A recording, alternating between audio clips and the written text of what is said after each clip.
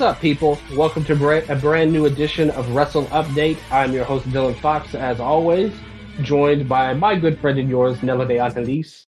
And we are back, and we took a little bit of a break for a week or two. Not a lot was going on, plus I had some crazy stuff going on in life. If you are an Eastern Lariat listener, I'm sure you've heard about the passing of Grandpa Ken, my great-granddad, of course. That was a crazy time in my life for sure. But things are, he would have definitely been watching the show we're going to talk about with us. And thankfully, the one positive of everything is that the show that we're going to talk about for sure. And I'm sure he's grateful for that. But we did anyway. And both myself and Nello. It's great to be back, man. I miss talking to you, first of all. Like I said, I was kind of out of the loop. I was like in a hole like the last week or so. I had some stuff going on. I just was not.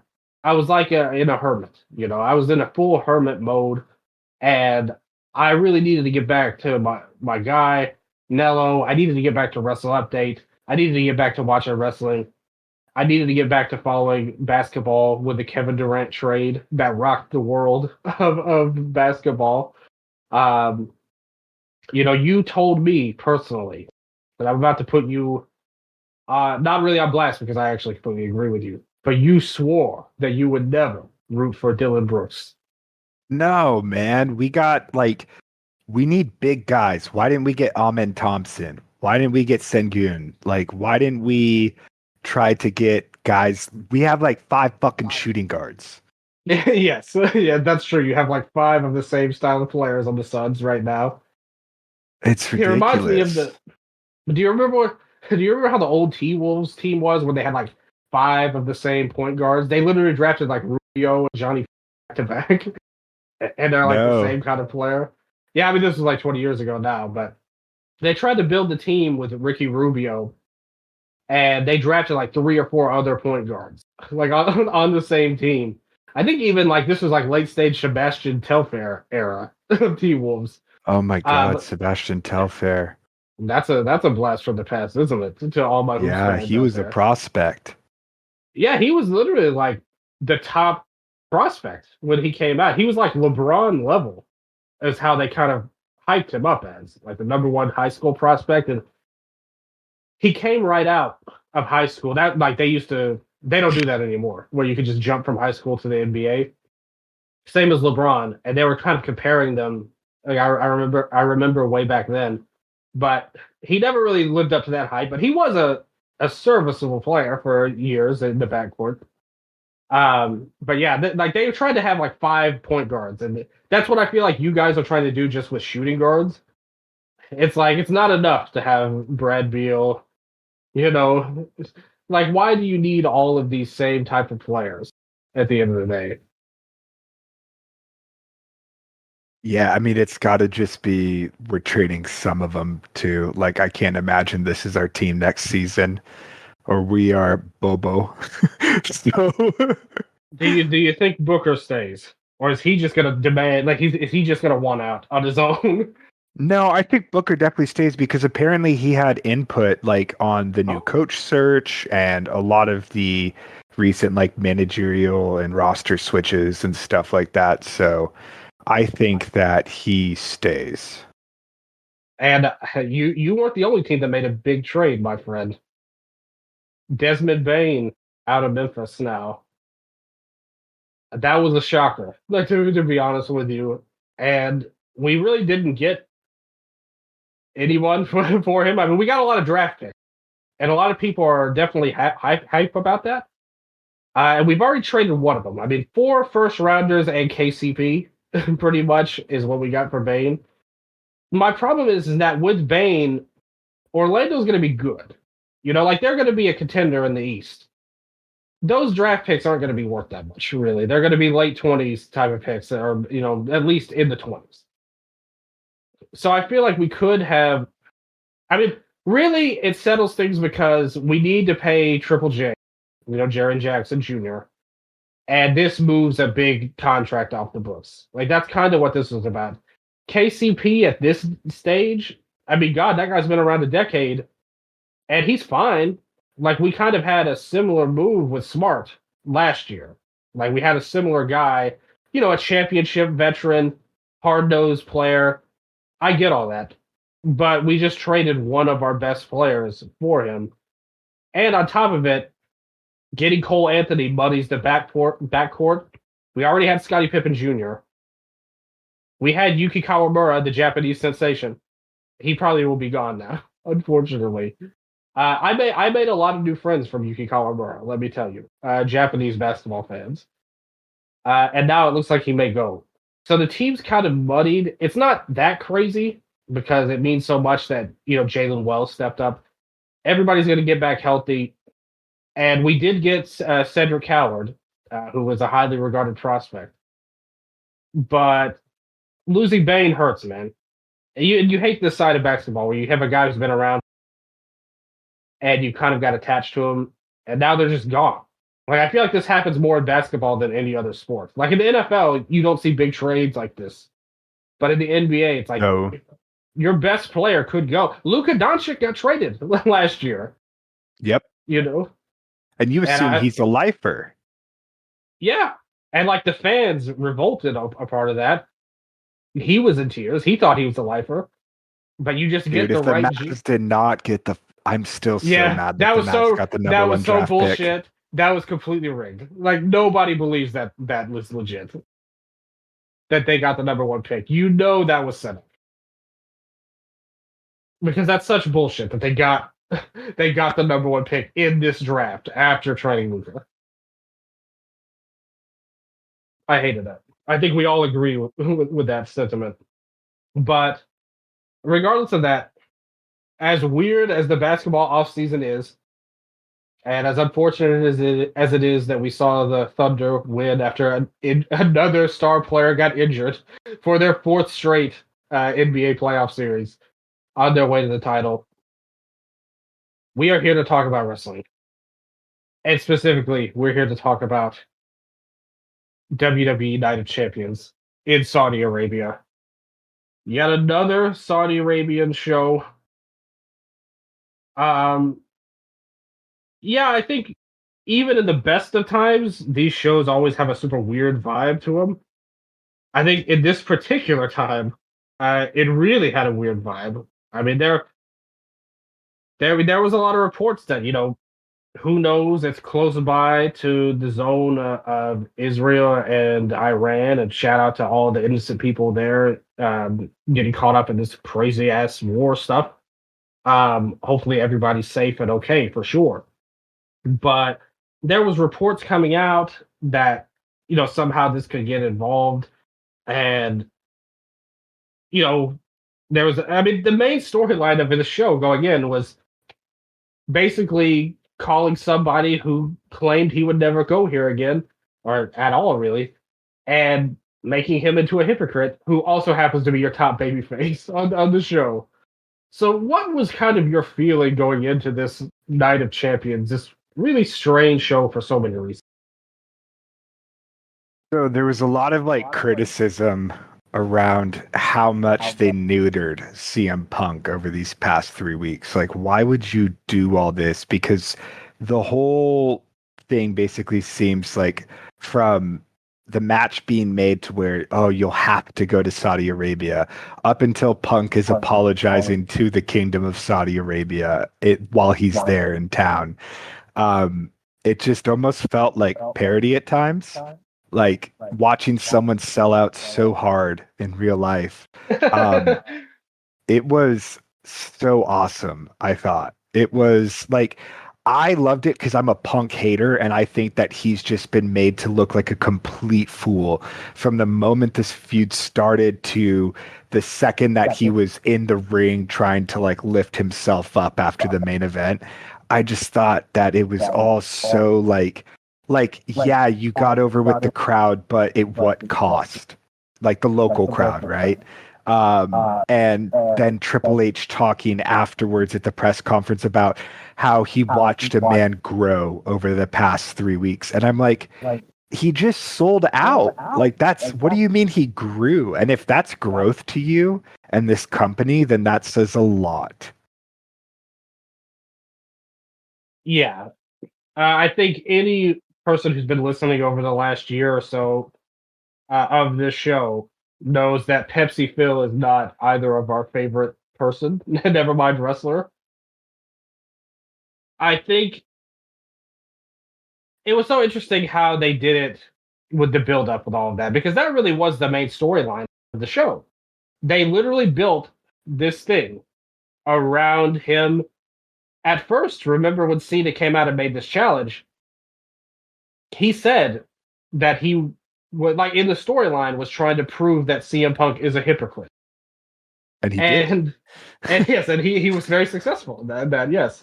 But the problem is with him, I personally already had so little respect for Phil Brooks and CM Punk, whatever you want to call him, that I just kind of figured this would happen. I mean, and let's be honest, let's be realistic. Did anybody really believe when they announced that the Royal Rumble was coming to Saudi, he was just going to take that? Is he going to miss out on WrestleMania season for these supposedly, strongly felt beliefs? I also thought that, what did you think of Cena's pipe bomb promo that they did? They ran that angle where, he basically parodied the original pipe bomb, and a lot of people said that was basically his best work since he's turned heel, which is such a low bar to clear. But so a lot of the criticisms I heard around it was basically just how bad it made Punk look in the moment, and how, like, it tiptoes. Like, what I didn't like is how much it tiptoed around this, like, Saudi thing, how it made it the main point, and then, like, oh, but there's a pipe bomb and CM Punk's dressing up as John Cena. And it felt like all of these distractions that they tried to put in. But it's like, you knew what they were doing. Like, it was like, this is the story going in. And I don't know. To me, it did not, like, I don't know if the story that they wanted to tell was about a guy who said he wasn't going to go to Saudi Arabia, and then he wound up doing it, and it's not being a hypocrite, it's growing up. Like, I don't know. What the fuck do you think they're trying to say with all of this, Dylan? I thought it was so apropos that one of Cena's comments in his promo was saying that, oh, Punk, you're not a punk rocker, you're a capitalist. You are one of TKO's biggest boosters. Which is funny because you would argue that Cena himself is one of TKO's biggest boosters. And that's actually how this exact storyline also started, with him teaming up with The Rock, although that's been retconned pretty much. But in real life, Cena is on TKO's. He's the most corporate guy that there is. He won't even talk down to Vince McMahon about, which is so funny considering the promo that he's parodying was the pipe bomb promo from Punk, which was, and this is, I said this at the time. Now, this isn't hindsight being 2020. I was like the OG Punk hater. I took that pipe bomb promo as somebody who got on stage, sat down on his ass in front of millions of people, and lied for 10 minutes, and people believed it. Because that's all that really was, if you really look at the original. That was all choreographed. It was all agreed upon ahead of time. It was all a part of the story that he was servicing. But people took it as something real, that he had these convictions. And that's why a lot of people have come down so hard on him, besides the fact that he's just a complete freaking asshole in so many ways. But a lot of people, their dislike of Punk was precluded by their love of Punk and believing he was the voice of the voiceless and all of that stuff. But it was all a work. Like, it was all a story. So to see Cena, and I think pretty much everyone agrees with that now, like, unless you're just the most diehard Punk supporter, I think you would have to agree that his convictions are not very strong. But even still, though, we go back, we kind of had 14 years, and we do a storyline where it's turned back on him. And they specifically go to that kind of line, which is clearly hypocritical in and of itself. So I love that they tied that in It's just for a comedic way. It makes you wonder, though, because I was actually going to bring you the same question, Nello. Ultimately, and when Cena was cutting that promo, the fans were cheering Cena when he was saying all of this stuff about Claudio and all the other references he made. What? Now, like, we have to accept that that was clearly, obviously, if not a scripted promo, one that was clearly planned. I mean, Punk laid there for 10 minutes. We obviously knew what the score was going into it. He did, and they did. So, not looking at it as, okay, Cena shot on Punk or whatever, or he was even for the company. In the storyline world of WWE, and in Paul Levesque and whoever else is booking vision, CM Punk is your top babyface. How did that promo and the subsequent rap Punk and then what we saw in the main event on the show, how does this help your top babyface in any way? What? Because Cena said a lot of stuff that people agree with and cheered him for, and you had to know that they were going to do that. You had to know Punk's reputation. Why would you do this if you're going to present Punk as your babyface? Is it so? It makes me think, in my opinion, that this feels like another test to see if Mount Phil explodes. And they've kind of done it multiple times, let's be honest. It's not like this is the first time they've put Punk in some fucked up situation. That seemingly makes it feel like they're trying to test him. Look at all the stuff with Drew. As great as that match was in the cell, and as good as a lot of the promos were, ultimately, that feud was about a friendship bracelet, which we know he did not like. There's been people close to him that have hinted about this. This man has been in a never-ending feud with Freakin', of all people. Do you think Punk likes this? Do you think he likes feuding with Seth freaking Rollins over and over and over? And this kind of going nowhere faction they have? Even in the main event that they gave him at WrestleMania, what he claims he wanted, he had to deal with the fact that he was not important at all to the finish. All the drama was about Paul Heyman in his main event match. And now you have him go to Saudi Arabia. Does it feel to you like they're testing him? They want to mess with him and in hopes that he blows up so they can just fight? Or do you think that Triple H maybe wants that? I don't think that it would be with the hopes of firing him, because why would you strike the deal? It almost feels like they're trying to bend the knee as much as they can, to make him as much of a corporate guy as they can, to get him to be the drone, the zombie, that yes man, right? It's very much like, I mean, it feels like what you do in these types of situations, typically where someone wants to compromise you, is they start with something small, right? And then they start to chip away at you and see how much they can get away. Yeah, and see how much they can get away with until they have you completely, right?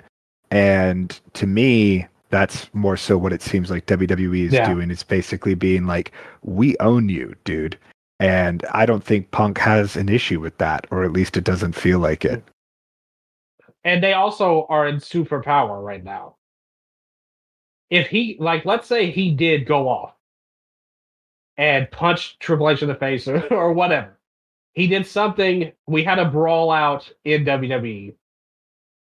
They would just fire him.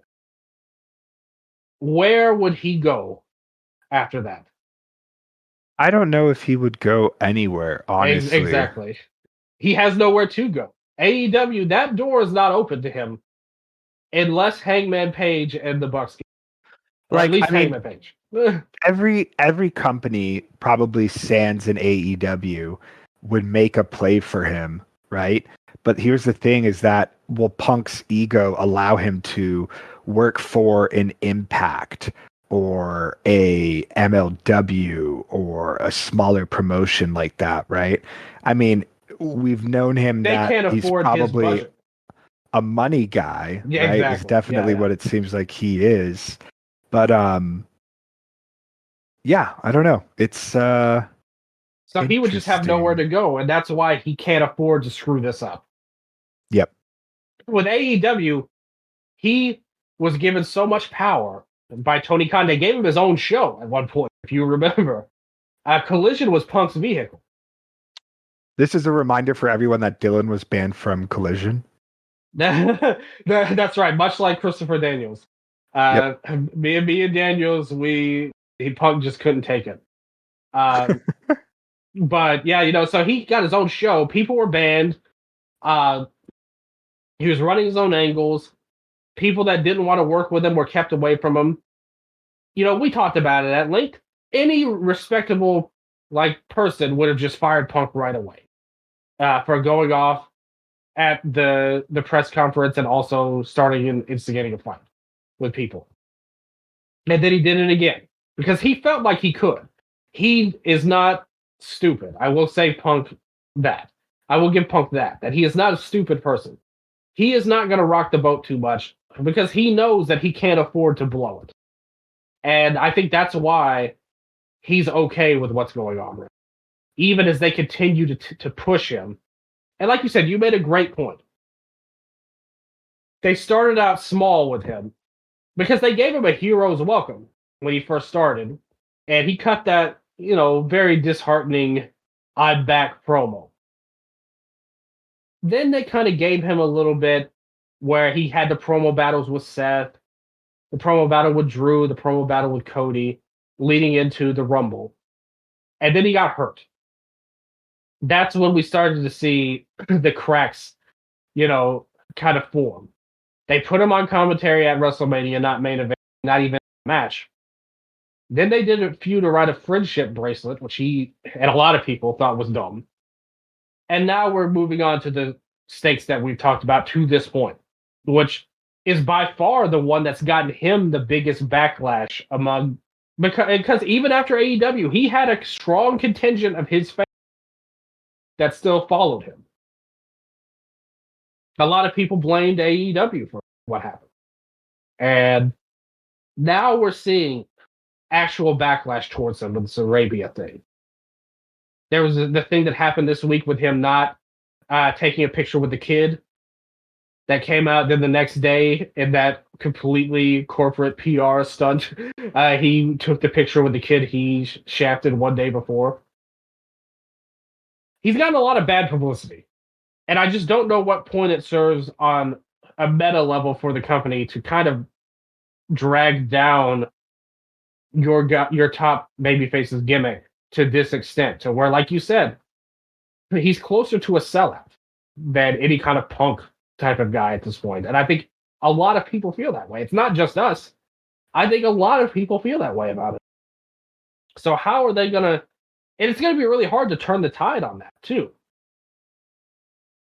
He can't just go back and say, well, the one thing I'm not going to do is go to Saudi Arabia now. I mean, that's over with now. He doesn't have that anymore.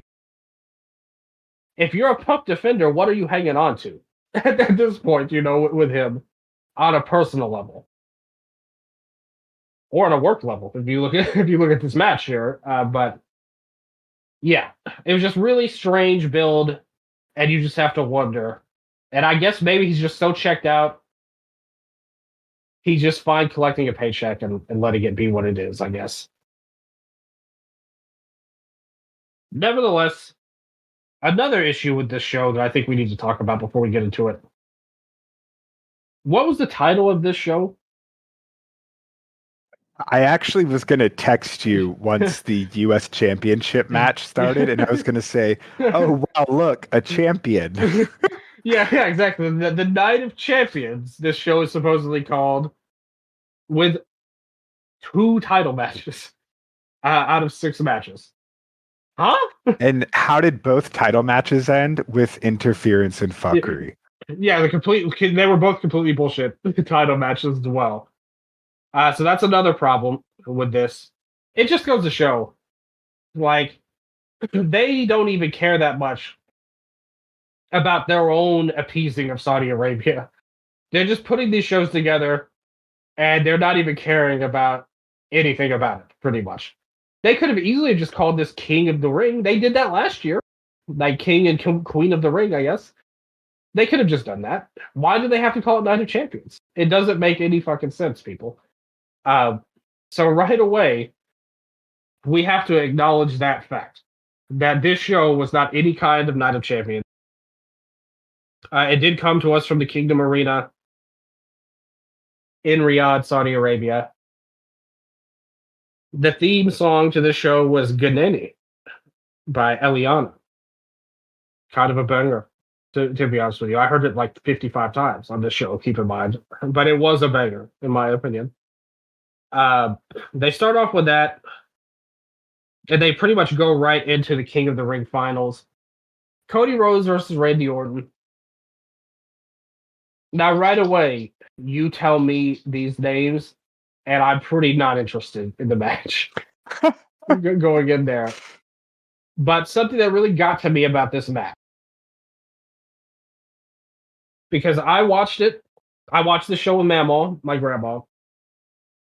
This is the highest rated match on the show on Cage Match, 7.46. So that kind of tells you the show was not spectacular at best. But Mamaw is a huge fan of both of these guys. She loves Orton. You know, she loves Rhodes, but she really loves Orton a lot. They came out, the crowd was singing these guys' songs, like the whole song, the verses, the hook. They got everything here. Like, they sang the songs. And I know that Mamaw was really hyped about this match. And I kind of really wanted to see Sammy go for the finals. I thought that would be more interesting. And we wouldn't have a cross match on the show, but more on that later. But she was like super into this match at the start. And by the end of it, she herself said that she was bored by this match. And I am always bored by Randy Orton matches. Like, that's a very common trait of his matches for me. I do have to admit. But for her to say that made me know that this match was not very good. Because, listen, all we had here Mamaw scale. Yeah, Mamaw scale is like, you know, everything is like a 9 or a 10. But this was more like a 5. And that means to me, I thought this match was really, really uninteresting. I thought that it was kind of interesting that the fans were kind of booing Cody for going after Orton's back, and they tried to make that a little bit of a story. And then at the end of it, you had Orton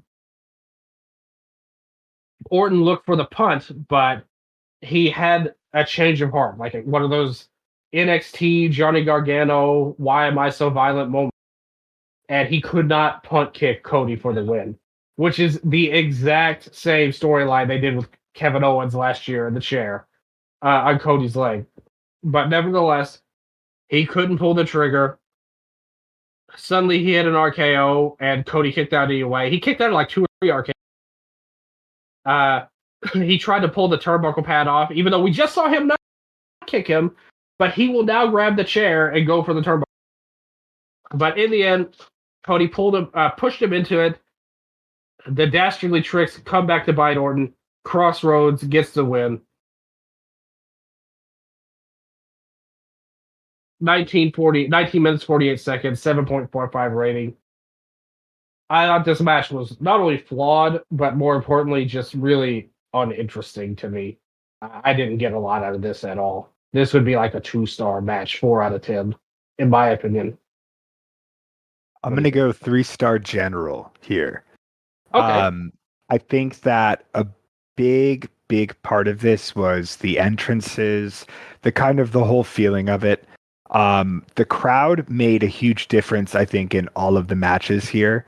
If you did not have the energy and the passion that you had from the audience, I think this would have been a very different feeling show. Because I don't think anyone necessarily had on their quote unquote working boots tonight, where it feels weird to say best match on the show, because I think the highest I will go is 3 stars tonight.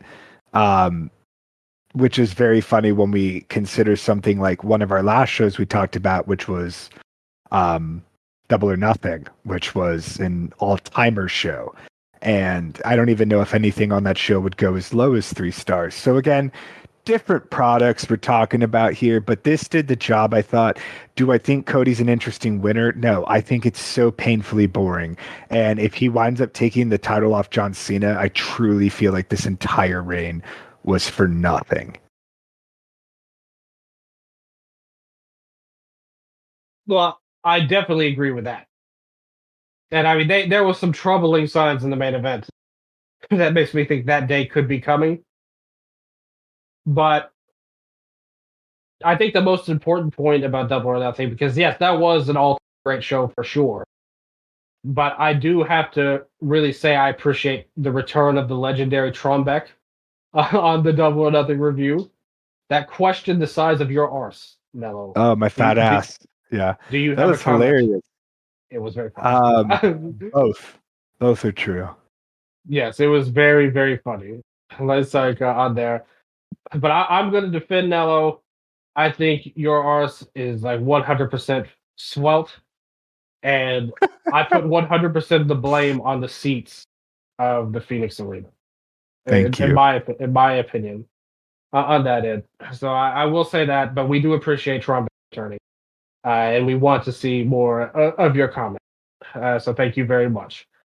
Yeah, the match itself, Cody and Randy, and I just think that what you said was true about the crowd. I will give them that, and I think we have to give them that.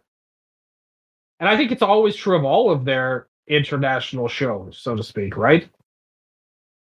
Whenever they go outside of America, the crowd is going to go nuts and treat everything like it's really special. I like the idea of the tournament.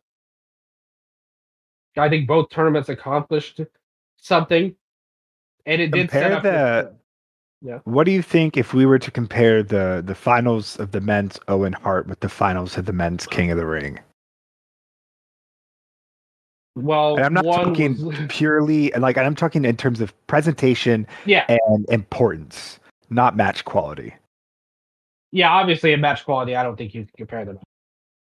But in terms of the pomp and circumstance of it, I still think the other one was a lot better, like the Hart tournament, because look at this. This was at the start of the show. I mean, both tournaments. I honestly would say too that I think you could have had a much more drastic celebration for the Owen if you wanted, or even the King of the Ring. Instead, it's just like they're there, they give him the fireworks go off. The other one, he got the belt, and we did have it was good because of the storyline, because of him shaking Ospreay's hands. It felt special and earned. This was just like, okay, you won the crown, time to leave, Cody. Like the pomp and circumstance of it, this tournament win did not feel that special, and probably because it was the only match on the show. It wasn't a main event, unlike the Hart tournament, which was that closed out the show over Anarchy in the Arena. Yep. And so I mean, both matches were essentially for the same thing, which is to say, the world title shot at your biggest show of the year that's left. Yeah, you're right. You're absolutely right. Like they both culminated over the same thing with similar stakes, and the other one was an all-time classic main event, and this one was like a good. I didn't even think it was that good, but the majority opinion is that it's good opener, and it's something that I think will be forgotten about at the. Afterwards, Cody cut this promo where he was all like, give it up for my mentor. Randy Orton's put his ass on the line for this company for 20 years. And like he gave him a round of applause.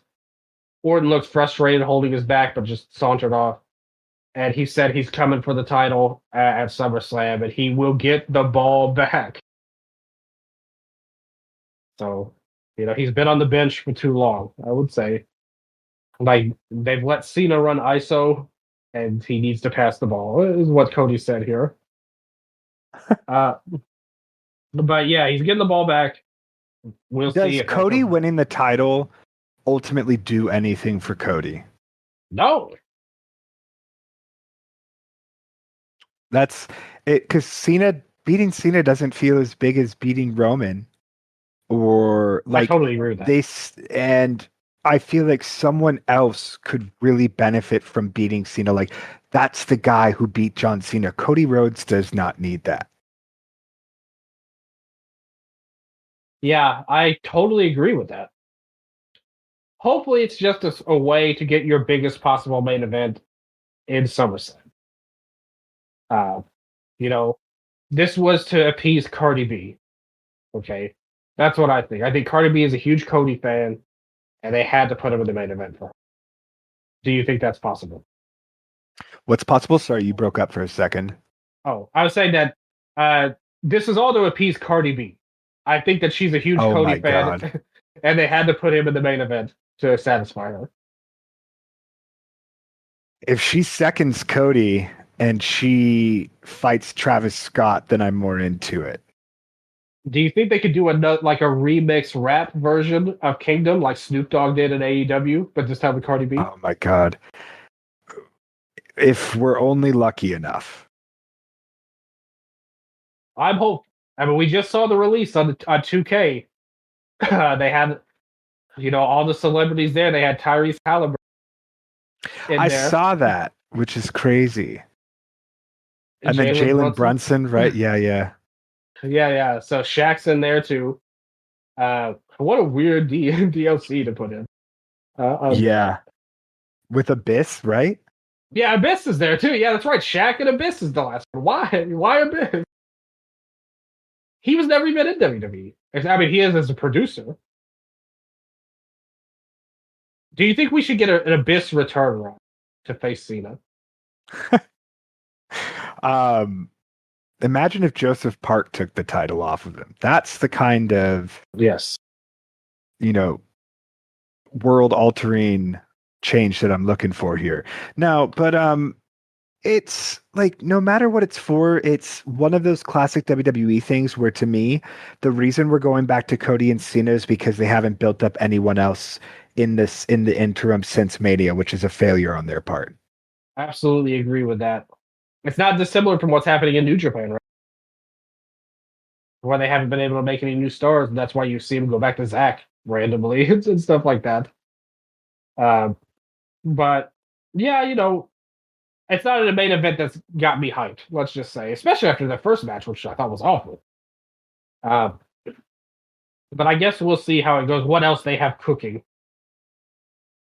What if Goldberg wins the belt against Gunther? And then retires the belt?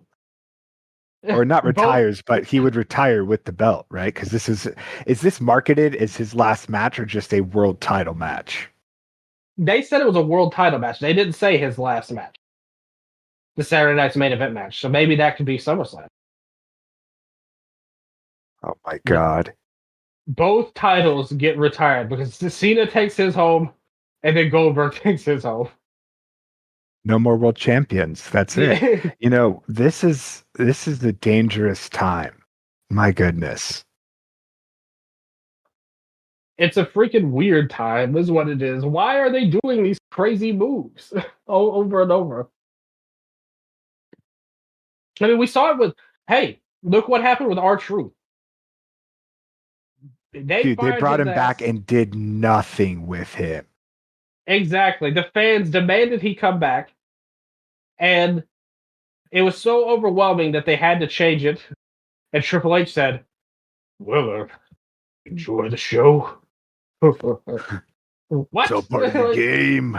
Yeah, it's all part of the game. Hey, Ron Killings, he played the game. Because say what you want, maybe this is going nowhere, but he did get an extra contract out of this by announcing his firing before he actually got released on there. Poor Carlito. Why couldn't anybody root for him and bring him back? Yeah, it's they've done this before too with what was his name? Drake Maverick. Do you remember that? Where Oh he yeah, did get yeah, released, but he was part of the pseudo shitty cruiserweight G1 that they were doing. And yeah. then it was like, oh, if you win the tournament, you get your job back, which is just like, what are you? This just feels Yeah, so what? weird because other people just lost their jobs and they're not getting this weird opportunity on TV. Like, it was just, they handle this stuff so poorly. And here's the thing is that it sounds like WWE is becoming a healthcare insurance company in the sense of they fire people based off of these like algorithms of like, well, Yeah. this is their overall health and this is what they can bring for us divided by the fucking how selfish and greedy we are. So and it's just like it's so lame and inhumane. Yeah. Like it really sucks. Like it's the horrors of capitalism personified. But I do think what the one good thing about it is with how they like how the fans were able to get Truth his job back. It's kind of like opened up some people's eyes because I think for a long time with this bloodline crap, um, there was a segment of fans, and I think there's a segment of fans that'll hate WWE no matter what. But there's also a segment of fans like us that grade them fairly and can call out all the bullshit with their terrible storylines. And if they were good, we would say they were good, but they're not. So we criticize them, and sometimes they are, but usually they're not. But there's also a big chunk of fans that rode with that bloodline stuff and defended it like Ice Cube's son level. That would just defend everything. O'Shea Jackson Jr. would just defend everything. I think that's changing with this truth thing and this Cena heel turn, which hasn't really connected at all. We're seeing the fans start to revolt a little bit and not just eat everything their WWE's feeding them. Do you kind of get that sense lately that the fans are kind of like they're starting to cook a little bit, and they were just kind of along for the ride for everything up until this past year?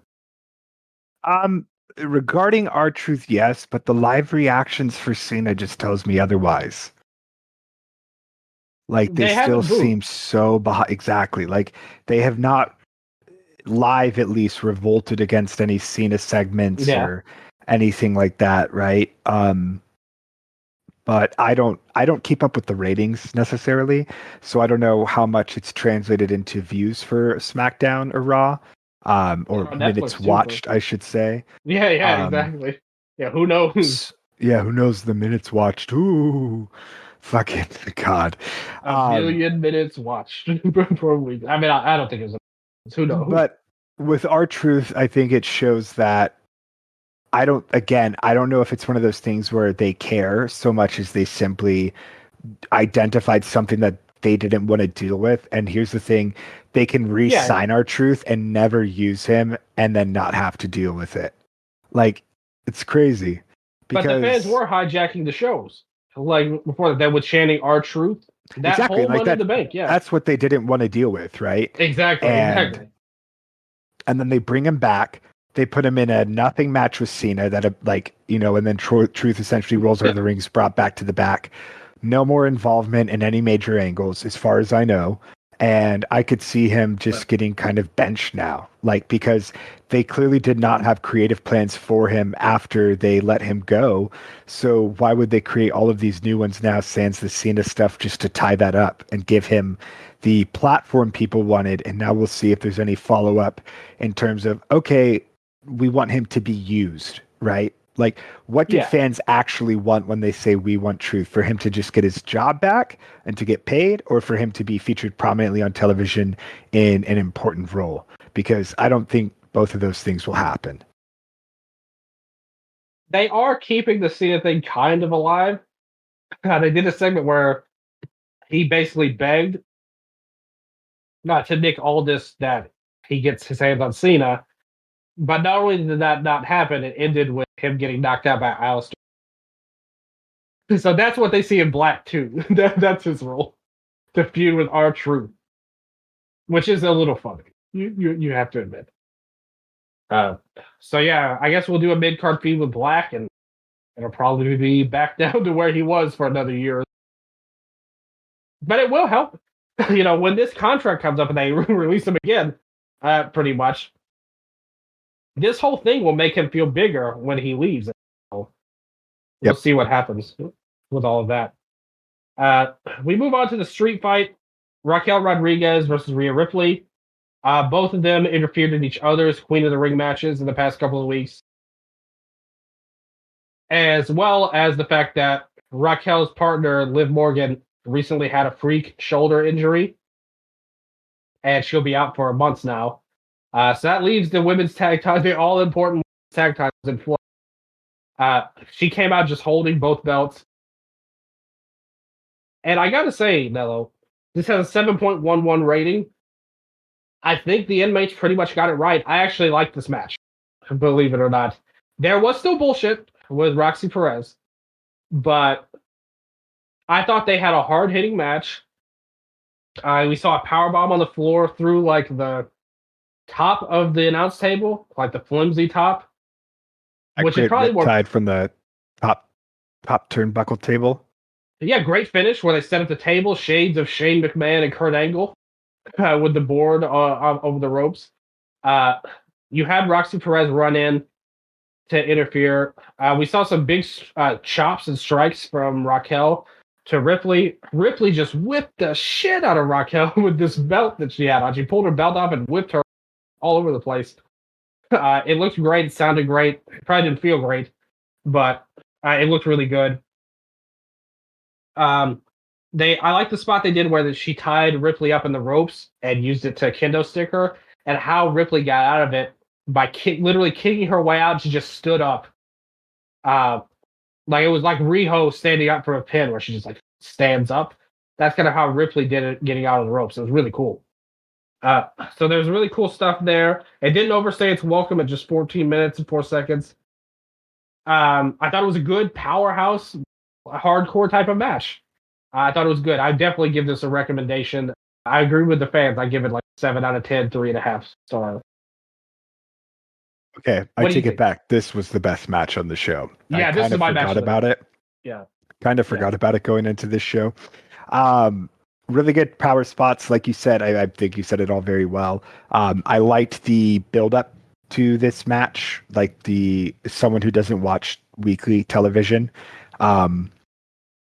I liked the promo package that they did where they went back to like, oh, we were best friends when we first signed up. We got matching tattoos. It was very Deanna and Tony coded. So, that sort of real life injected into it helps because Raquel is a pretty cartoonish character. So I think that bringing that level of realism into it was nice. And yeah, they worked their asses off. They've always had a good level of chemistry. Yeah, I mean Raquel did come out with the shades like that to me is what I kind of think of her character. Just hey, I wear pretty much. But they're doing a story with this Judgment Day. I figure that Roxanne will take Liv's place and they'll form a tag team, which I think could be pretty good. I like Raquel as like a power worker. I think she's actually good at that. I mean, she's not like gonna have super 5-star matches, but a match like this, I think really plays to her strengths as like a raging bull. Ripley came through with her stuff. She's obviously great. Got a huge reaction. Everybody knows that. Talking about Deanna and Tony, that reminded me. What do you think of Blake Monroe and her debut? I haven't really watched much of it. I'm sad that we lost her, but I think she'll do great. What'll be interesting is what happens once she gets to the main roster, because I think that her and Tiffany are pretty similar in terms of character. And in ring, I think that they're very different. Tiffany's more of a high flyer gymnast. Blake is a striker, which is pretty cool. Yeah, like I'm happy for her. I am interested to see what her NXT run is like, if she gets a Vicaire and Julia speed run, or if she actually stays around for a bit. It seems like these NXT women like a Kalani Jordan and Fallon Henley and all of these other women are getting lapped now kind of by new signees, because rather than them getting called up, they're putting people over who are getting called up right away now. And Yeah, I know. I wish her nothing but the best. You have to think that Jordan's not far behind. Jordan Grace. Yep. What do you think of the name? That was a controversial topic. Blake Monroe. So we talked about this last time, right? If his name was JC Mateo and then he changed it to Jeff Cobb, Yeah, you'd be like, that's kind of lame. But if Blake Monroe changed her name to Mariah May, I would like Mariah May way better. yeah. I totally agree with what you said. Like Cobb is not any kind of special name. Like it's like Gunther and Walter when people would make a big deal out of that. It's a neutral move, like maybe even an upgrade. This one, Mariah May is definitely the better name. Say, um, from what I saw her vignettes, and it made me see the vision of what WWE will do. WrestleMania, Tiffany Stratton versus Blake Monroe. Special guest referee, Sabrina Carpenter. Clearly, this character is a parody of Sabrina Carpenter's whole deal. And that's cool. I mean, that like Sabrina is a superstar. And they both also look like her, kind of as well, like her and Tiffany both. So they're trying to use that. I thought her promo really flopped because she tried to like she did that like insider stuff. Like she tried to reference her Tony feud, and she tried to cut like a Tony promo where she was like, "Ah, so much great talent in the NXT locker room. I want to lick all of them." And like literally, like everybody was like, "Huh?" like the whole NXT. That was pretty funny. But I think she'll get it right. You know, she's talented and obviously has name value. I don't love the name. I agree with you. I think this one is definitely a downgrade.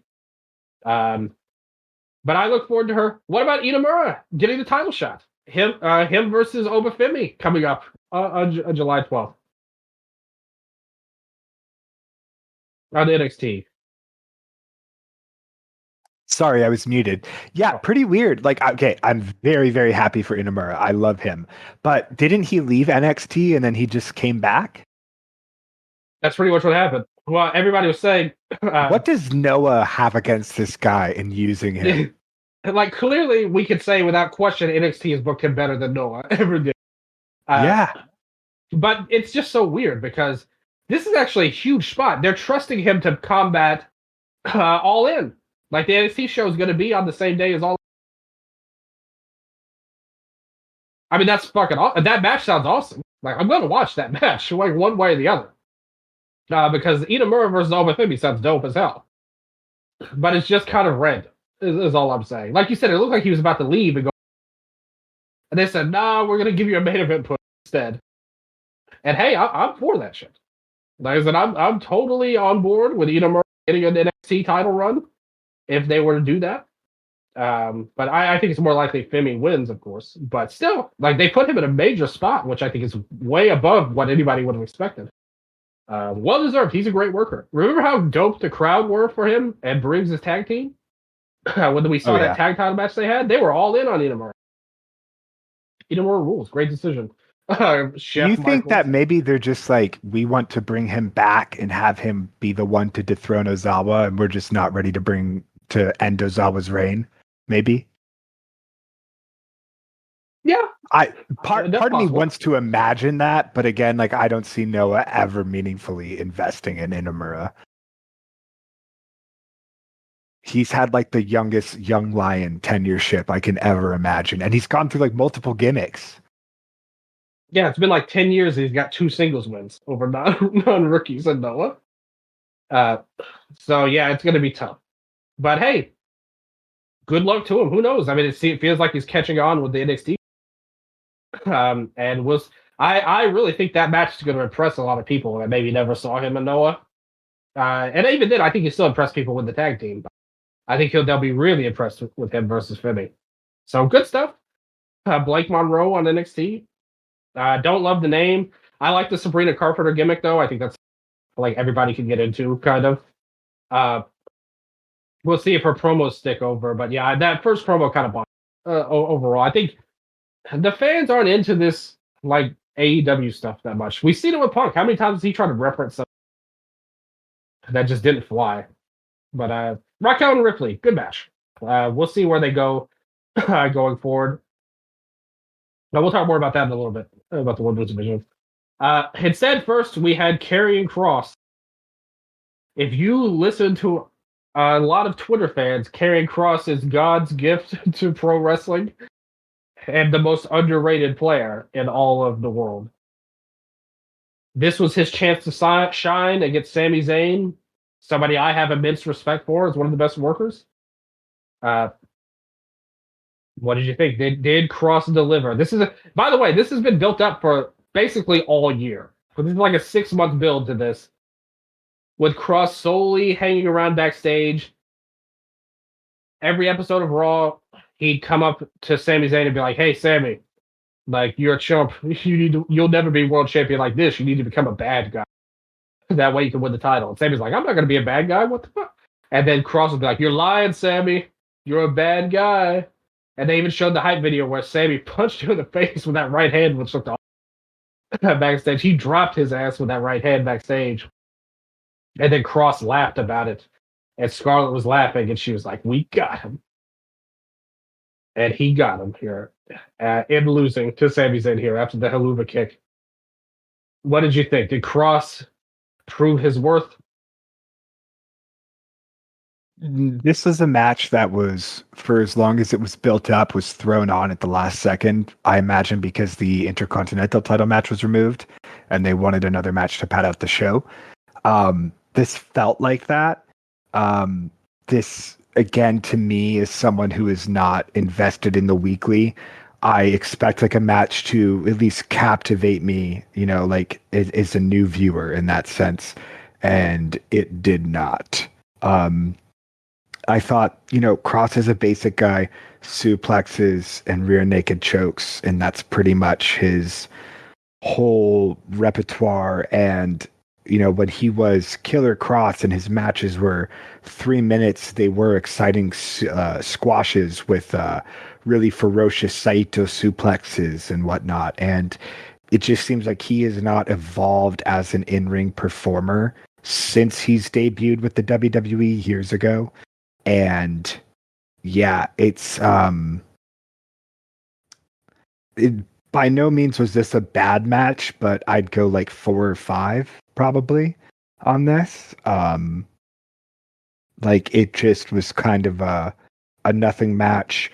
Everything was very telegraphed. Like when Kross was hitting Zayn in the corner, I was like, okay, he's gonna run back and Zayn's gonna hit the Helluva kick, right?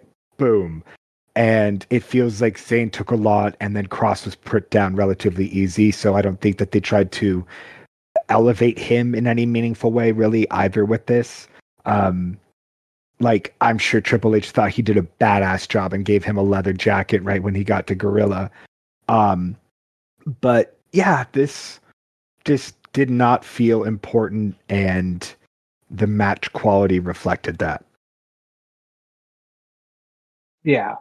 The crowd was into Sami. I think if this were happening in an American city, I think Kross would have gotten a way bigger reaction from the crowd because he is kind of like the chosen internet one right now. It's been said that his contract's coming up soon, which it's going to be interesting to see the reaction if they, there's been no report that he's been re-signed. We know he's got a lot of contacts with the wrestling media, and you would think we would have heard about it if that was happening, but the fans gave it a 5.39 on Cage Match, and I think Sami tried. We saw that moonsault off of the apron, or not the apron, but the guardrail that he did. I thought was pretty cool. I thought things were going along as a basic functional match. Not bad, but kind of like par for the course for Kross. Like you said, this is kind of who he is ultimately. We saw the sleeper hold worked a lot. And then when they started to do the stuff where he started to yell at him in the corner, say that Kross was telling the truth. I thought that was kind of cheesy. I'm never a big fan of these monologue type of stuff. I also loved that, like on Cross's tights, it had like the weird lettering, but it said "the devil you know" on there. But I don't know. The fans rallied behind him online, and he's a big pop when he appears on TV. This is just his first match in a while, and I think there's a reason he doesn't get a lot of matches. To be honest, were you hyped to buy his book after watching this? That he's coming out next month with, releasing a new book. Yeah, your copy's on the way. Oh, you thought of me with this beautiful Absolutely. Karrion Cross book. Of course, who wouldn't want? Thank you for the gift. The match itself, I would say, much like you, 4 or 5 out of 10. I think the fans are pretty much right. Up next, we moved on to the U.S. title match, the first title match of this Night of Champions. 4 matches in. Sola Sikoa takes on Jacob Fatu. The new bloodline implodes. This was obviously teased at Money in the Bank when Jacob turned on Solo originally. And yeah, I hate you, Solo. Jacob came out and they talked about how they both have a street fighting background. Obviously, Jacob was in prison. Solo's original gimmick was the street champ. So they're coming in. Solo attacks right away, hits an uppercut. They actually had a pretty good start, I thought, with Solo going after Jacob. And then they said, this match needs a chin lock. And so Solo grabs him with a chin lock, and he's all like, I gave you everything. You never loved me. Now I'm going to take your ass out. And he's going on, like, going crazy while he has him in this lame chin lock. We saw Solo hit a German suplex, and then it was like Jacob took an incredible bump on his neck. And then Jacob gave his own German suplex, like all Japan style here. Back but this time, then suddenly, JC Mateo shows up, and then the GOAT, making his return after 7 months. Tangaloa comes in, and he helped Solo. He interfered, and it looked like Jacob was about to win after he fought everybody off, and he looked like he was about to win. And then who would make it but Tangaloa's brother, Tala Tonga, as they called him, also known as Hikuleo in New Japan. He's been on the bench for like a year since he signed, and he's finally here. He chokeslams him through the announce table, headbangs a little bit, throws him in. Solo hits the Samoan spike for the win. What do you think of this? New U.S. champion. It made sense, and Fatu, I think there's more that you can get from this story. Fatu's going to get the title back. Cool.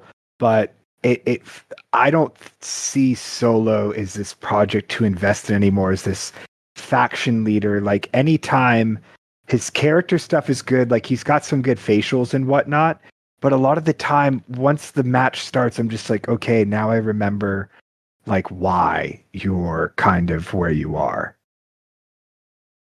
And I think that he needed way more time in developmental. Yeah, I agree with that. I actually thought this was not a bad match. I will say that. Until the interference, I actually thought this was better than the opener even. But I thought they had a good hard-hitting match. They put some emotion into it. And then suddenly, like I said, when that chinlock stuff happened, and then we had the interference, and it's like it took it so far down. I still think I like this better than the Cross and Zayn match. I will say, Hikuleo coming in does nothing for me. He's big, like that. That's it, pretty much. And I just don't know. And what a shame for JC. Like 1 month in, he's already like been replaced as the new toy. And he did nothing in his run. And he's just like a total goon. Like he might as well be a nameless goon. Yeah, like what are the prospects for these guys? Because Tama and Tonga are your tag team. Solo is a mid card guy. So what's left for JC and Tala to really pursue or accomplish? Title wise, division wise, anything. Like they're just muscle guys. And again, I'm sure when you're making the level of money that they're making, it probably doesn't matter as much. True. That's a good point. But it's like the bloodline does not, I mean, obviously the bloodline does not feel like what it once used to be. But like when Tama came in, it still felt hot. Like, holy shit, you got to debut in basically the main event scene. But as we can see, the bloodline is no longer the main event scene. No. This is a completely mid card story. If I don't mind, I said I think Solo is not as bad as a lot of people make him out to be. Like he's not good, but I agree about the facial expressions, and I've seen a lot worse. Like he has more to offer than the Tongans, in my opinion. Again, that's damning with faint praise, I suppose, but still, I think he's okay in this role. But then you see Jacob, and Jacob is exceptionally great in his role, and that's when you kind of realize, oh, like, yeah, Jacob to me should be a main eventer. Like I think he's one of the absolute best guys on the roster. He's who I'd be building up to fight Cena if it was me. Like, yeah, that would be great. Like, give it to someone where it'll mean something, man. And it would, like, it would for him. I mean, and he's so awesome. Like, he's not even like a particularly like virtuous character or a good guy, so don't say. But he's just fucking cool. Like, how could you not like this guy? You know, like they pretty much the fans basically turned him baby to the point where they had to turn. Everything he does gets over. He wrestles phenomenally. His look is great. He looks like a ruthless, complete, and he's somebody I think this world needs more, especially the wrestling. There's a lot of great wrestlers, but how many people are like top tier wrestlers now that also are? They look like they could kill you for real. Like they look like badass motherfuckers. Like he's at the top of that list to me in terms of look, how he carries himself. He looks dangerous. And I think we don't have enough of that these days, particularly in the main event scene. So I can't say enough good things about Jacob Fatu. I think this guy rules. I watched his MLW run. He was able to be the ace of the company for years, that title reign he had. They built him up like Samoa Joe and Ring of Honor, pretty much. Or even Roman Reigns, like his long title reign, except he actually fought in his matches and didn't just cheat a bunch. I just think Fatu is a main eventer in every way. I kind of want him to. I feel like they have to wrap up this story somehow, but I really would want him to elevate above. To be honest, I want him to go for the main title. Maybe you blow this off, Jacob versus Solo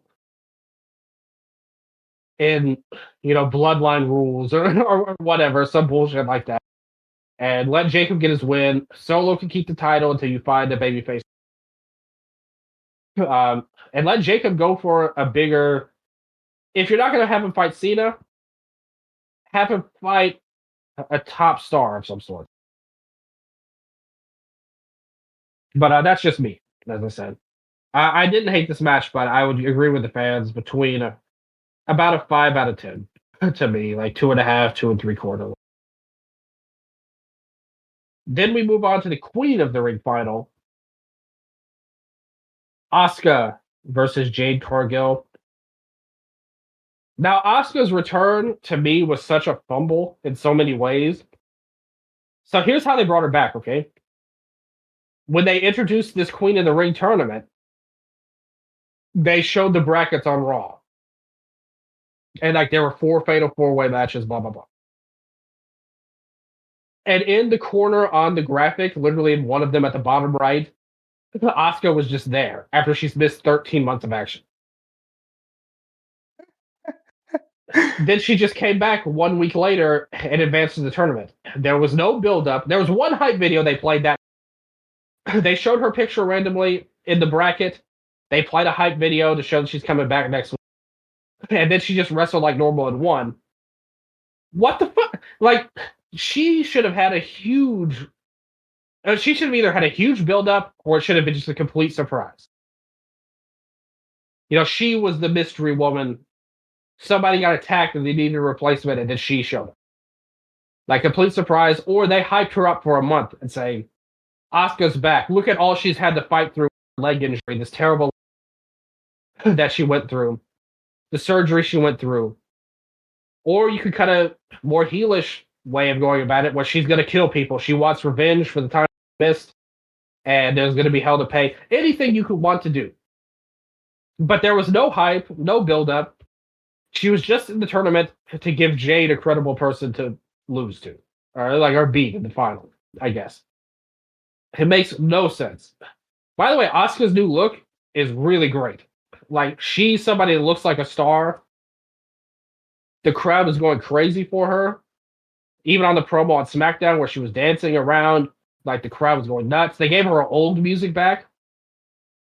I didn't hate her second theme song, to be honest with you. Like, it was a good song, but this one is the iconic Asuka theme that they gave her again. And it looks like she's like, okay, we're back in action. The crowd was not into Jade at all here. She came out with a snow entrance dressed like Storm from the X-Men, which is clearly very good. Very good inspiration for her. Asuka came out with the black and red gear and the face paint, and they wrestled this really bad match. I thought this was one of the worst Asuka matches that I've ever seen. It's got a 4.2 rating. It was only 8.5 minutes too, which was so weird. But it just felt like this match was on the verge of going off the rails, and they just decided to end it before it could get to that. Because I think they definitely had more time in them, but Jade was not able to keep up with Asuka, and they just. I thought this was a really poor match. Like, even 420 is like a little high for this. I'd go. I go about 3 out of 10. Brutal. I thought it was pretty bad. I thought Jade looked really rough here. And it's a shame because she looked so good in that Naomi match at WrestleMania. But here, she just looked awful. Yeah. I was really hoping for an Asuka win. I don't know why I still do at this point, but Io versus Asuka sounds really exciting, but I imagine that what's going to happen is it will probably be Jade wins the title, and then Naomi cashes in, or Naomi screws Jade over and wins the title, and then we'll have a Naomi Jade program coming out of SummerSlam. Well, remember, they can still do Asuka and Io because Jade will face Tiffany. Okay, that's true. But I think what you said is going to happen. It'll just be Tiffany, Io, and I do think Asuka, because they played before the match. Remember the confrontation her and Io had on Raw, where Io was like, "Hey, it could finally be me versus you," and Asuka was like, "We're not friends anymore. I want the title." Or like, "We're not in Damage Control anymore. I want the title." And they had a little stare down. So I could easily see Asuka like turning on Io, to be honest. Hit her with the mist and break her arm or something like that. You also have something to do with Kairi, who's on a win streak unintentionally with Liv's injury. But before that, she had beaten Raquel and Liv both, and Liv twice. So you can kind of put Kairi in the middle of it, like, whose side will she be on between? Like, there's an easy storyline there if they wanted to do that.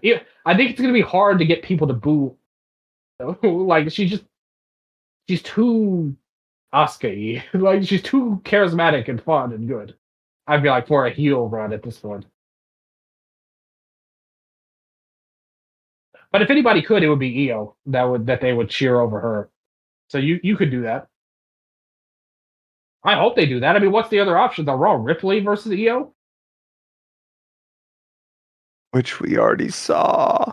Yeah, exactly. Like I'd rather the Asuka and Io. That's like a first time in WWE singles match on a major stage. Io needs to do something, man. She's not on Raw. Like she never like she's like the cross of the women's division. She just always goes up backstage. What do you think about the them bringing back Evolution?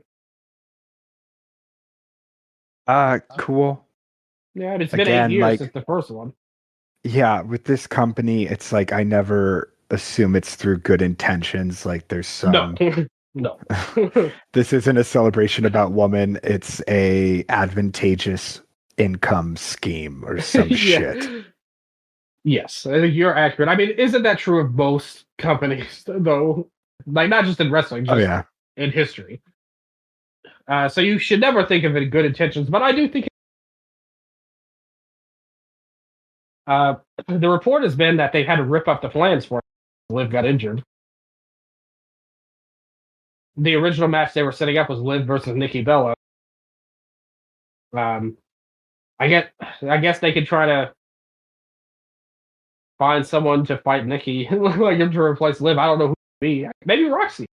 That would be good. Like Roxanne Perez in a main event match like that. We'll see. Yeah. You can also see it with like Naomi cashing in at Evolution too. That could be something as well. Um, so we'll see what happens out of that. I think it's good that they're doing it, but I thought this Jade and Oscar match was a real shame. It should have been a lot better. Afterwards, Jade gets the crown, and she's all like, "Hey, don't listen to these people, boo! Like, don't let people tell you what you are, because you got to show them who you are." And she put the crown on her head. Like I said, I mean, she looks phenomenal, like physically, and we all know that she looks like a champion. Like when she walks in, like she looks special. And it looked like she was getting there, like with Naomi. I just don't know what happened in this match. Rest in peace, Ken. Like Grandpa Ken loved him some Jade Carter, like even back to AEW. So I know he would have been happy. But and I respect her a lot for trying. I mean, they try to sell her on commentary. That Wade was like, Jade puts in the work behind the scenes. And it's like, yes, I believe that. It's But not translating, and it's been so it's long now. There's always been glimpses that Statlander match or I remember that. That was good. Yeah. just like there's always been glimpses, but it's never been sustained. And Asuka is back brand new pretty much. Maybe the more technical style wasn't up Jade's alley, because you saw Asuka do like this beautiful rolling knee bar to counter Jaded. I thought they had a decent story with Asuka avoiding Jaded, but it just, like I said, just something wasn't working with this match, and I think that's why. No, and Asuka had one of those transitional arm bars as well, but it's like Jade is not someone who really just sells in submissions. Yeah, she's just kind of laying there during it Shota Umino style. Jade is the Umino of WWE. I like that comparison for sure. At least they put an interesting storyline with Jade and Naomi. They showed highlights of Tiffany winning the last man standing match, or last woman standing match versus Nia. You have to wonder how long that Tiffany title reign's going for. Man, because I know we both agreed. We loved the Tiffany and Charlotte match at WrestleMania with the bruises and the teeth getting messed up and all that stuff. It felt legit, and it felt like one of the best moments on the whole show. But there's been no real follow-up, I feel like. Like, nothing to really gain hype. There was an Aja Kong match I just watched. Maybe with Kaoru, or it was a tag against like Mayumi Ozaki and someone else, but she knocked out this lady's tooth in it. It was so crazy. It's just really fucking cool.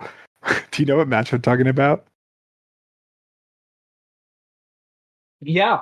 I don't remember that particular one, but it sounds legit. I do remember the match where she bloodied the shit out of Yumiko, though. Oh, the hand. Yeah, I remember that She violent works over ass her head. match. If you Yeah. want to watch a match this week, watch Yumiko Hota versus Aja Kong. You will never see like that's how John Cena should have worked over Solo Sikoa's thumb. That would have been awesome. Yeah, and we got to find that Kaoru match where she knocks somebody's tooth out. Uh, they probably wrestled in Gaia, maybe, but check it out. I totally believe Nello's version of events. It's Aja Kong. She busted people up. Man, Aja Kong was a legend. We love her so much to this day. Still whooping ass. Yeah, still Aja Kong to this day. That they need to have a match like that at Evolution, like a Joshi. Well, Aja Kong was in WWE. To be fair, at one point, like it was brief, but she was there. Beat the fuck out of Chaparrito. Sorry. Bring her back as a legendary, like throwback match against somebody. Put her against an NXT person. Like, just have her wreck shit. I don't know against who. Her versus Maddie Rinkowski. That would be sick. Maddie's got that Senka energy, bro. Senka mania.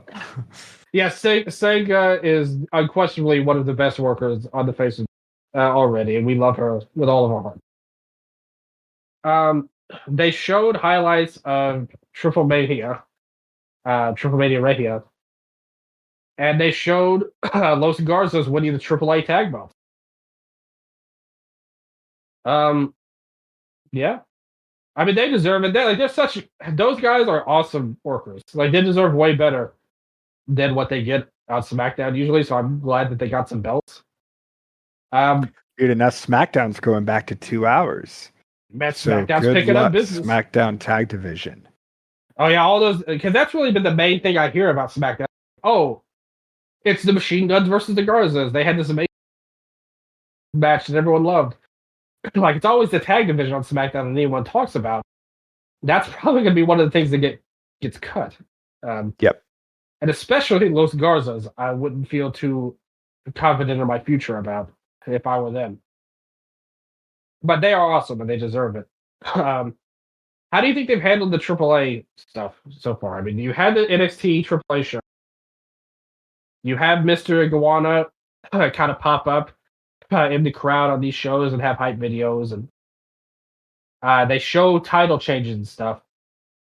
How do you feel about these like updates on what's going on in AAA?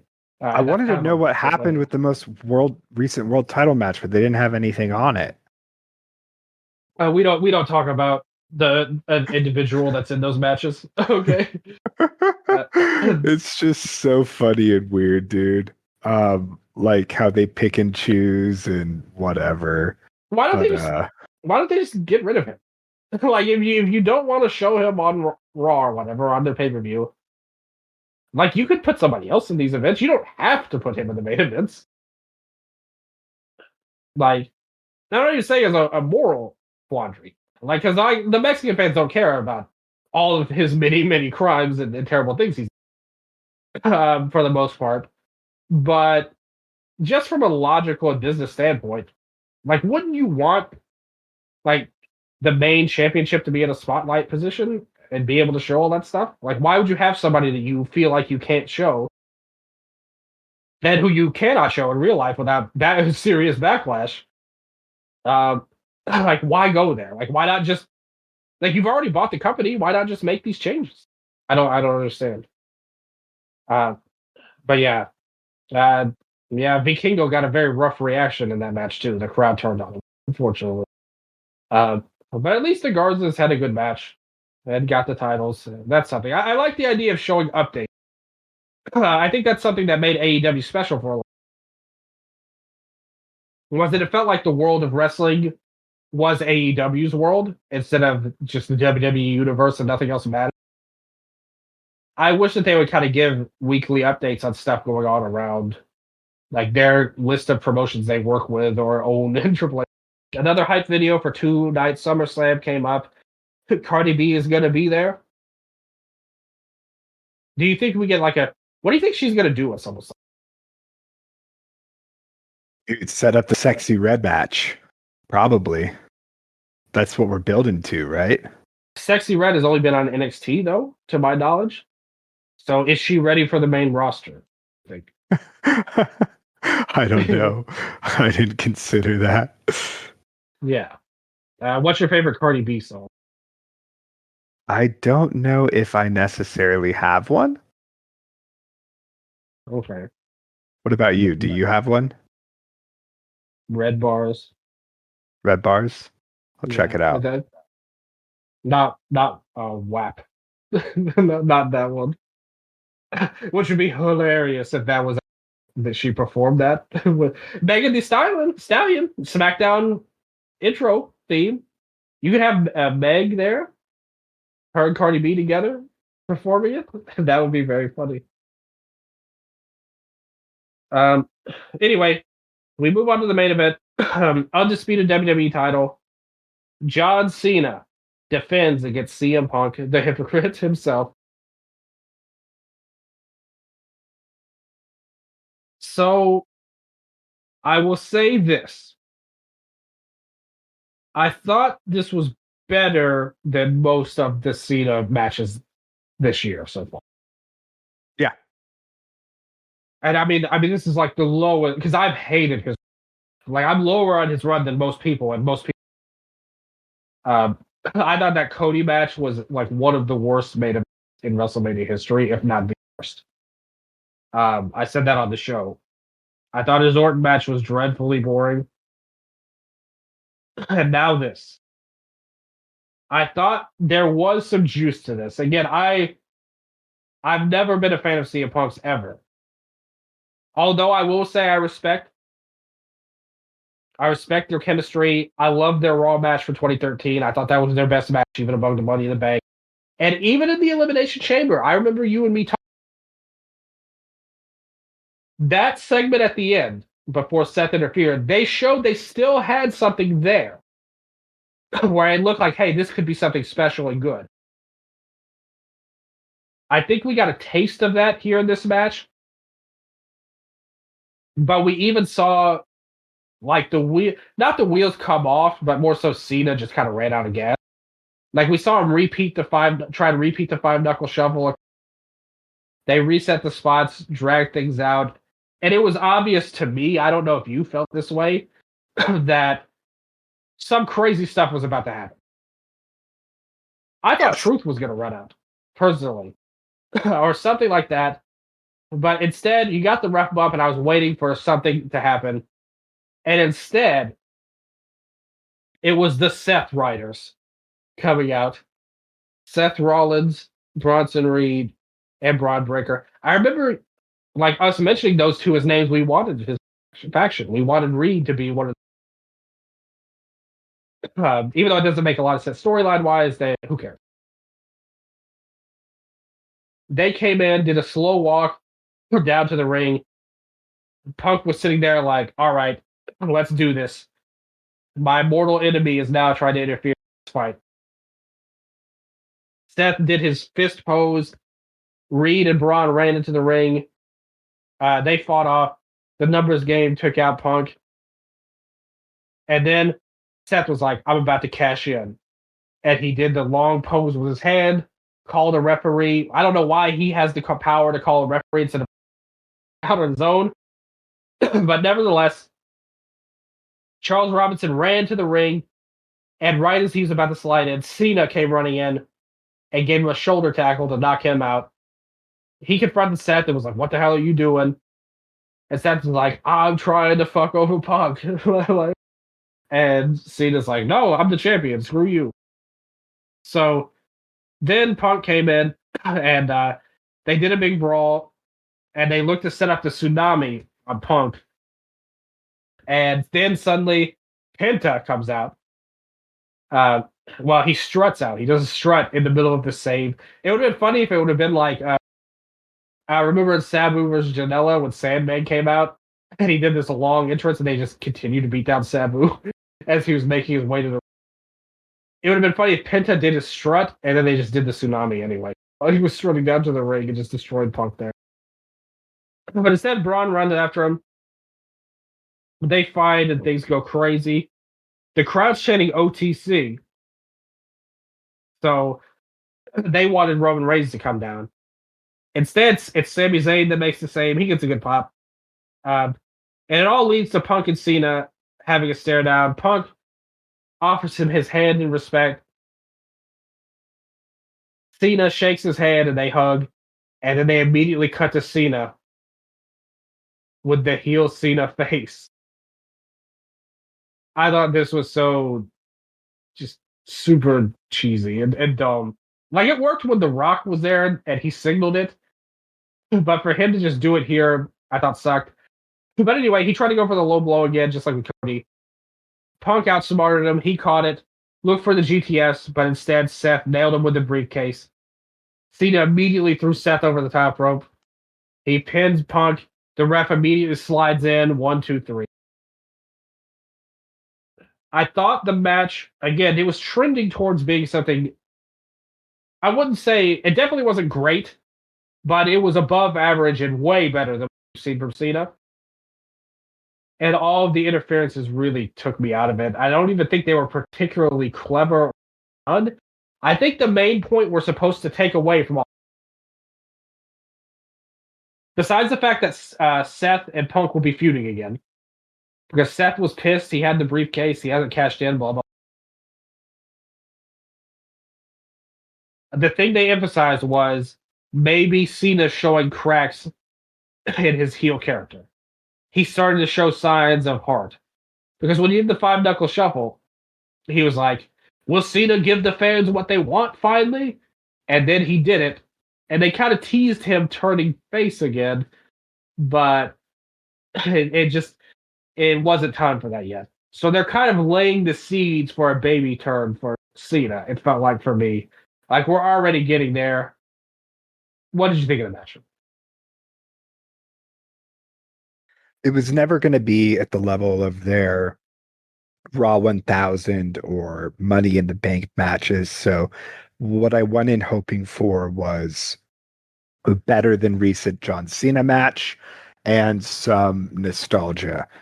Definitely got both of those things. I didn't even feel like the interferences like were needed in this. Like, yes, for storyline purposes, but like this didn't feel like for all of the other Cena matches, it feels like it needs the bells and whistles simply because the structure of the match and he can't go. I did not get that feeling in this match. So when the interferences happened, I was kind of just like, okay, here we go. You know, like Penta coming out, like it's just also like WWE universe mode where it's just like, what the fuck is going on here? Like the AI is just throwing everything out pretty much.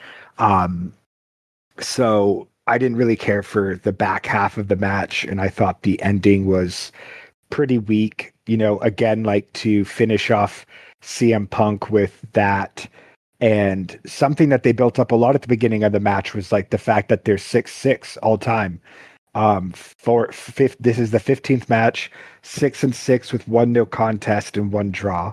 And like that's a really crazy stat. So to have this feud end on a nut shot and then a fucking ref bump and a million other things, it's just like this is how you're leaving history, and I think that's so fucking cheap.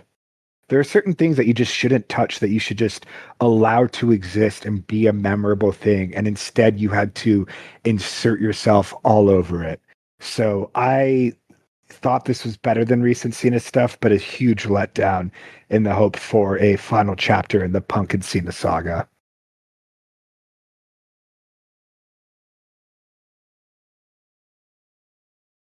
That goes to show you,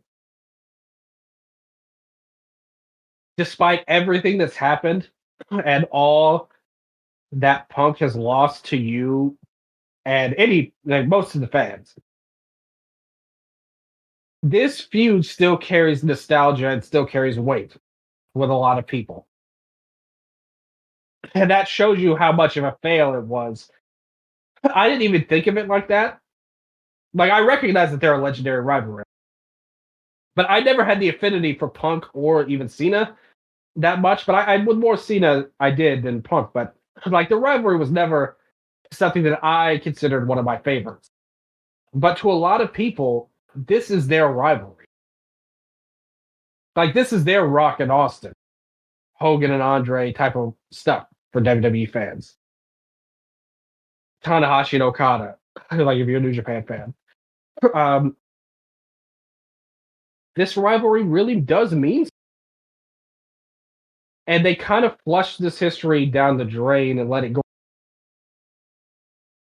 because of the need to have, well, not the need, but their want to have Cena be a heel and their want to seemingly make Punk look bad. Uh, like we couldn't just let this be how it was and let them go to a finish. I 100% agree that that would have been so much better for the weight of the rivalry and the feud they built. Unfortunately, I definitely don't think they actually care about that nearly as much as the. Well, and I know they don't because like this is the match they gave us. Can I go on a tangent? Go for it. So you're talking about how they don't care about this being a Cena Punk match so much as just a match that they can do for their storylines, right? And I think it shows a lot about how WWE values history and making meaningful moments, not just things to pop a rating or cash a money in the bank or whatever, right? And I actually just went back and I watched Brett versus Austin. And when I tell you that that match has lost so much of its aura, for me at least, simply because of the way that they treat that finish now is the most like, I was like, I just good saw point. Pat McAfee and Jay Uso do this. And when you start to step on your own toes in your own history like that, to me, it makes me want to engage a lot less because you're starting to cheapen everything throughout time. Like you need to be cognizant of these things. Wrestling is a show that does not end. It's forever continuing. And like all of this stuff is in a dialogue. So when I went back and I saw Austin pass out, I was really like, this is a fucking Pat McAfee spot, dude. I was like, it just doesn't hit the same anymore, you know? A legendary match. Like they inducted it into their own Hall of Fame. Like the first match they inducted. Um, and it was one that I agreed with. Like if you ask me, like what the best WWE match is, that's on the hypothetical, theoretical Mount Rushmore of best WWE matches. Dude, my hot take is I'm going to go 3.5 stars. Wow. But I watched the Owen and Brett matches for the first time. I am someone that has absolutely no affinity for old WWF, WCW, NWA, That's my any favorite shit match. like that. So I loved their SummerSlam match. I thought WrestleMania 10 was really good too. But man, I loved their SummerSlam match. I'd go like 4.5 on that. To me, in my nostalgia brain, both of those are like two of my favorite matches ever. Especially WrestleMania, because the finish was such a legitimate shock. It's so well done. The match was so fucking amazing that I have such fond and warm memories of it. Owen Hart was my idol in wrestling. When I started wrestling, I wanted to wrestle like he did. So I have a huge amount of love for those matches. Um, yeah, I'm glad. This proves that now that you said it about Brett and Austin, this proves that Brett and Owen was the superior WrestleMania Yeah, and match. Striga, if you're listening, Cage Match is working because I had to enter like a 500 fucking character comment to submit a 7 on Brett and Austin. So the gates are working, or the safeguards. You've been all over Cage Match. I saw your review for Jun Kasai and Dust. Man, that was amazing. Man, did you talk about it on Lariat? No, Striga's on vacation right now. You want to do Death Pain Invitational show? Yes. But yeah, I think because we I talked know. about doing one for Barb Sasaki as well, but that kind of fell to the side. Yeah, that's true. But yeah, the Death Painted Invitational. What a show that was. Especially the main event. certainly must be watched if you're a serious match of the year connoisseur out there. Desperado and June Festival. That match was a lot better than Cena and Punk. Let me tell you. But overall, I actually thought this was one of the worst pay-per-views of the year, like or PLEs of the year to me. Stinker.com, dude. Stinker.com. Like, they're just so fucking long. But you know what was one thing we didn't get here? That was kind of like the only sponsor, if I'm not mistaken, was Riyadh Season. There's no Slim Jim fucking tables. There were no Fireball whiskey ladders. Like, it was just Riyadh Season, baby. There But was like, the Slim Jim table on the Cena Pipe Bomb promo that Punk was laid out in for 10 minutes. dude, so, and again, like, to me, that's like absolutely no respect or care for how your history is perceived and how images are made.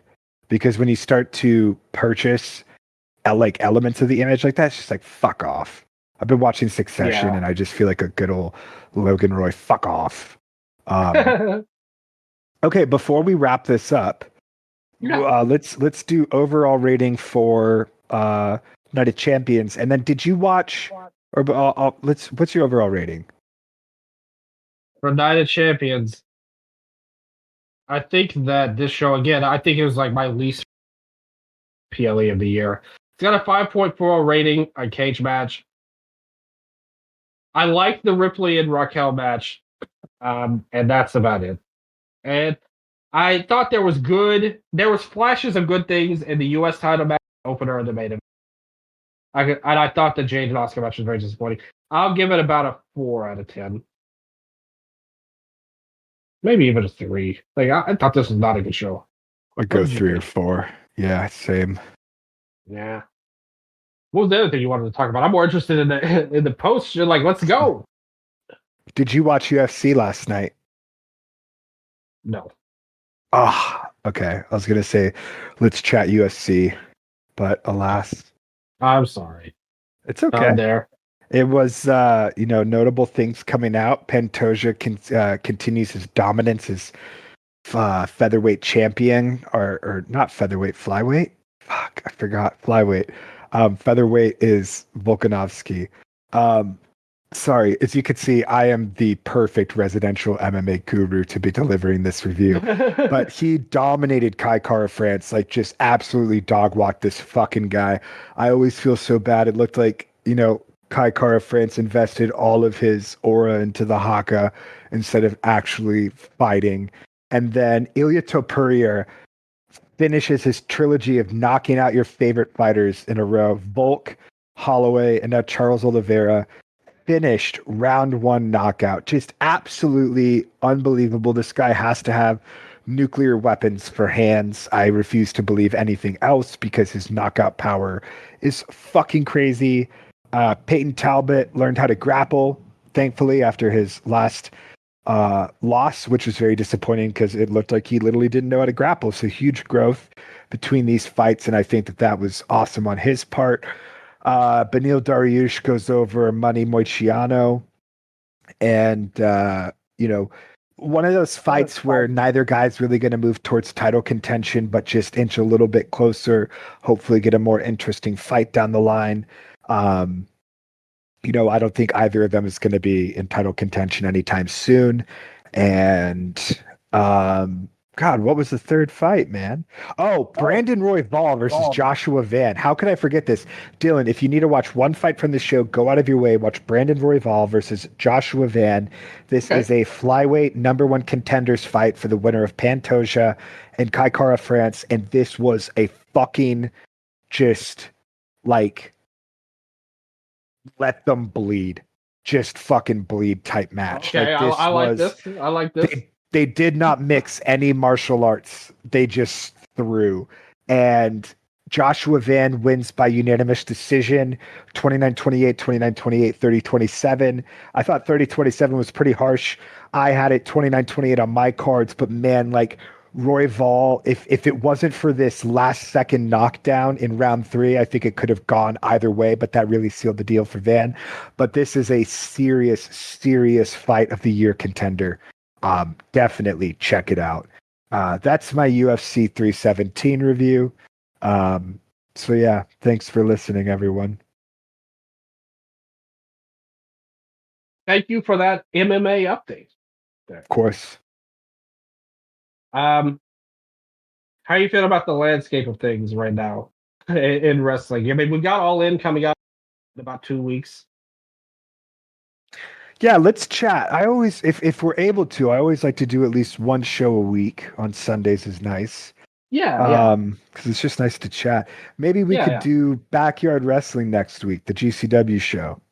Yeah, I'm totally up for that. Yeah, I wanted It's to gonna do suck. it. I'm gonna tell you, it's gonna fucking suck. Like it's gonna be God. worse than this. But Oh no, not worse than this. yeah, maybe if we get Mark Electric versus Matt DeMorris, that would be fucking sick. But I don't think we will. They're like the only backyarders I know. I Did could you have ever fucked do up that any? Marquee Games name. Yeah, I did backyard in the sense of like couch cushions on the floor and hurting my friends on accident. You did I like brief. legit backyard. Yeah, I did. I before I actually trained, like I had a trampoline in my backyard, right? Uh, just like the Hardy Boys, they showed on WWF TV. Uh, like we had these like I don't know what kind of net it was over, but it made it look like a steel cage. We used to pretend it was like a deal. Um, and yeah, we wrestled on the trampoline, but it wasn't anything serious. It's not like we were booking angles or anything like that. I remember I saw some kind of documentary on TV when I was where it was like the Satanic Panic, but backyard wrestling panic. They were like, look at what all of these insane backyarders are doing and stuff like that. And there was somebody on there that was like, when I was a kid, I got barbed wire for Christmas from my mom, and we wanted to do this hardcore stuff. And I was like, I'm not really that. Uh, I was happy to jump off a ladder and crossbody somebody. But again, it wasn't anything serious. Like to say I backyard, it's true, but not as much as like somebody who because there are people that run their own leagues pretty much and own federations like in the backyard. They'll have the whole neighborhood in the group. There was like some crew out of New York that was like putting up YouTube vids like in late 2000s. And they were like a backyard that had a YouTube page and they were doing some really cool shit. Dude, have you ever watched 2KW, the one that might be who I'm thinking of. Yeah. Okay. Go out of your way, listeners. Dramacydal versus Rays. Like it takes place at this place in New York called the Little Flower Playground. Yep. Yeah, I've probably seen this match a bunch of times. Yeah. And these dudes, like, you know how they basically take like tar and create like the base of the playground so it's a little bit bumpy. Like it has a little bit of absorbing. So if you fall, it's not smashing on pavement. There's a little bit of give to it. These dudes are bumping on it like it's a fucking mat. They're doing shooting stars off of the playground equipment. They're bumping on the park benches. Like it is a legitimate top 10 match of 2008. I'm pretty sure it's 2008. Yeah, well, I gotta look now. I love that we both loved 2KW at some point. 2KW is sick. Like you've never seen anything like it. I guarantee it. Yeah, like I love that because back then I remember YouTube was still in its like not that as big as it is now. Like it was big, like it was on the way up, but you weren't seeing wrestling shows like put on there. But for whatever reason, 2009, by the way, Rays versus Dramacydal. Fuck yeah, man! Shout out to those guys. Like I was I have a ton of respect for those for the reasons you said. It's like you talked about it. I remember I saw in your review for Kasai and Desperado. You were like, "This is for the love of the game." That was really for the love of the game, dude. Yeah, because like that shit was crazy, and like they were on the Dylan Fox contract, like not getting paid except for in pizza at times. They didn't even get that. They got less at the time.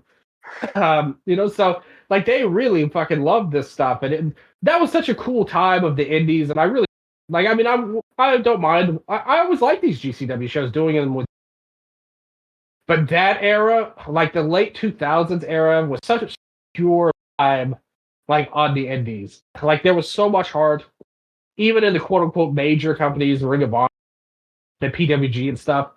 Like they did stuff that nobody else was doing, and it was so radically different, and it really was for the love of the game. And I have such a fond nostalgia for that era. We did the ECW show last month. I definitely want to plan to do some kind of uh, other old school show. If I could have my pick, it would be something from the indies for sure. If we do another retro, I want it to be something out of period. If we could track something down, because I loved that time. I mean, when I was wrestling in the indies, like that was my peak era, but I was still just a kid, remember? So I was like super invested. So yeah, big shout out to 2KW and all the backyarders out there. I know a lot of because I saw there was this big like controversy on Twitter a month ago or so where Vinny Massaro, who's a friend of mine, uh, he was like arguing with these backyarders and I was like, man, like this sucks. Like we're all a part of this ecosystem. We're all part of this world. Want us to be in it together. Like I know a lot of like, and I mean I trained. Like don't get me wrong, but I know a lot of people that made it or trained big things look down upon backyarders, but not me. Like to me, I really respect the passion a lot, and I think they should be hailed, especially if like that stuff was an exceptional level. That 2KW, that was better than most quote unquote real wrestlers out there at the time. But I really hate how they've gotten a bad reputation. We're going off on a weird tangent, but I do have a lot of respect for the backyard wrestlers, and I hope that they know that. If there's any of those guys listening,